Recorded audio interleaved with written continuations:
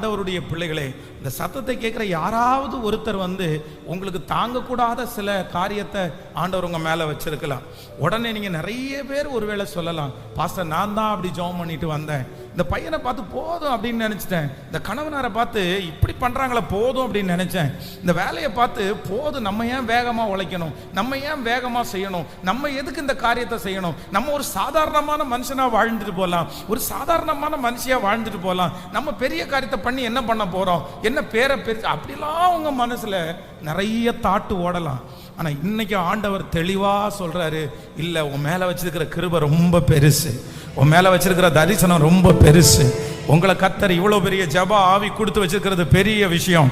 கர்த்தரிடத்துல ஒரு நாள் நீங்க சொல்லக்கூடாது போதுன்ற வார்த்தை வர வேண்டாம். தாங்கக்கூடிய கிருபை தாரும், செய்யக்கூடிய ஞானத்தை தாரும், தாண்டக்கூடிய கிருபையை தாரும், செய்யக்கூடிய ஞானத்தை தாரும், இந்த காரியத்தை சகிக்கக்கூடிய தன்மையை தாரும். நீர் என்னோடு கூட இருந்து பலப்படுத்தும். நான் நம்புகிறேன், கர்த்தர் வாக்கு கொடுக்கிறார். இல்லை, அப்படி கேட்கிறவருடைய தரிசனத்தை பெருக பண்ணுகிறதுக்கு வல்லவரா இருக்கிறார்.